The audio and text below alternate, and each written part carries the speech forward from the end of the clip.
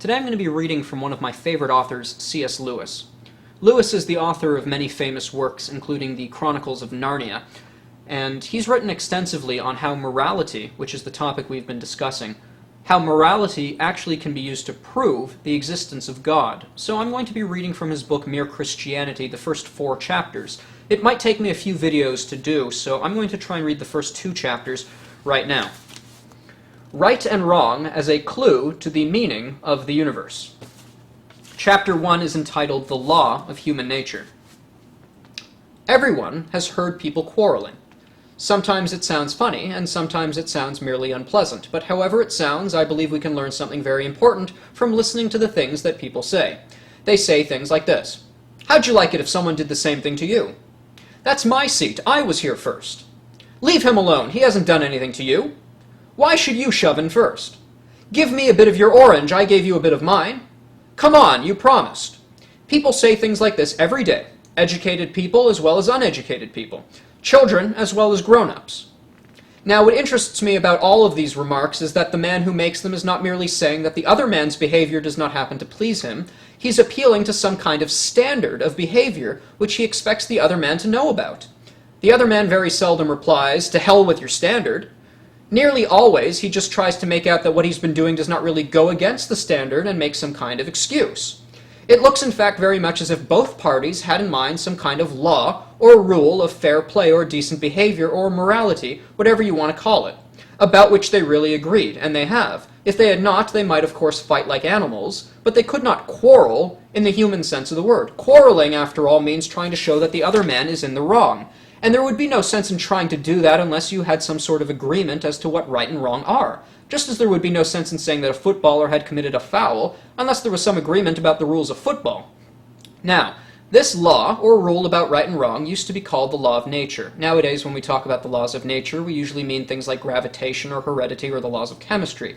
But when the older thinkers called the law of right or wrong the law of nature, they really meant the law of human nature.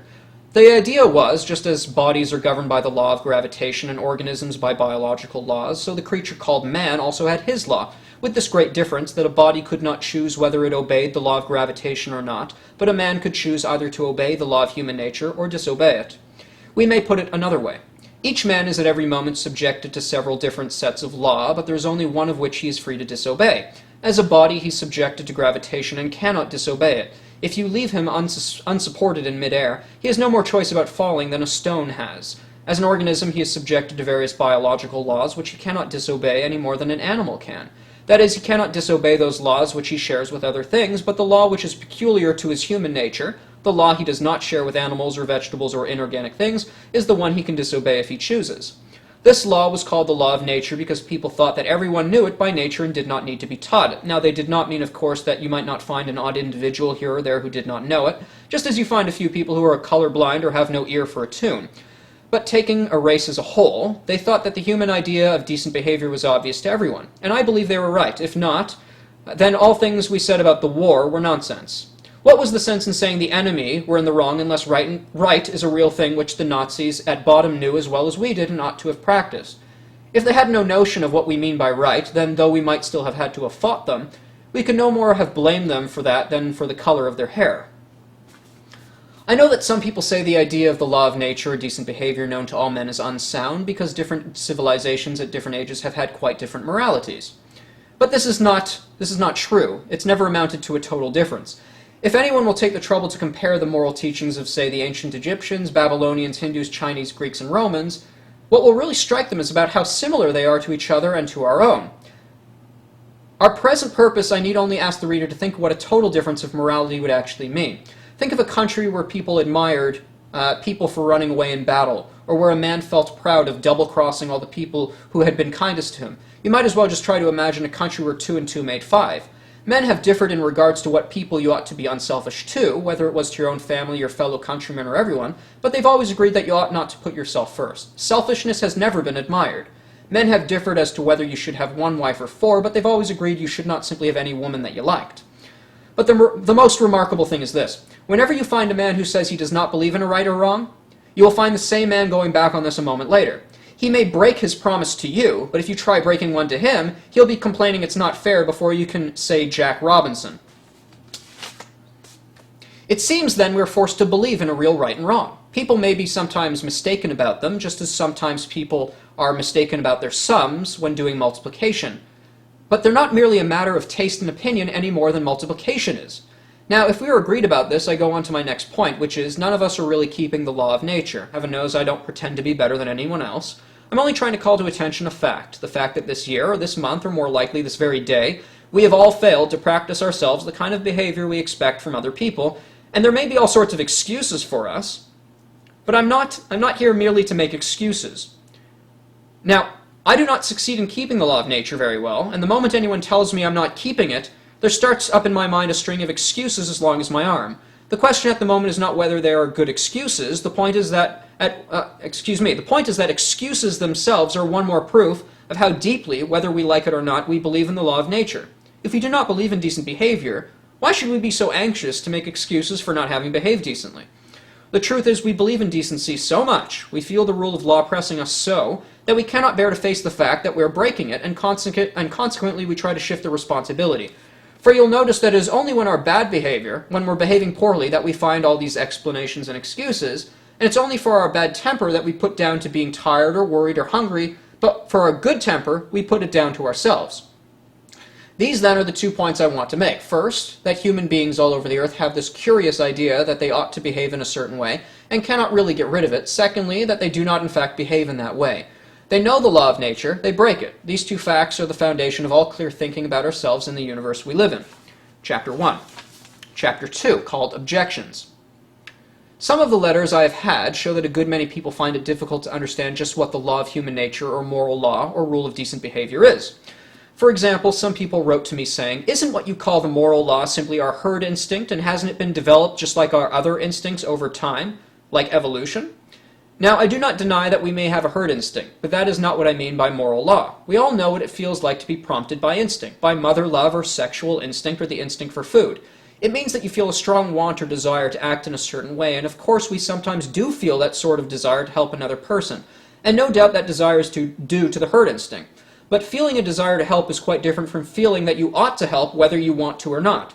Supposing you hear a cry for help from a man in danger, you will probably feel 2 desires. One, a desire to give help due to your herd instinct, and other to keep out of danger due to the instinct of self-preservation.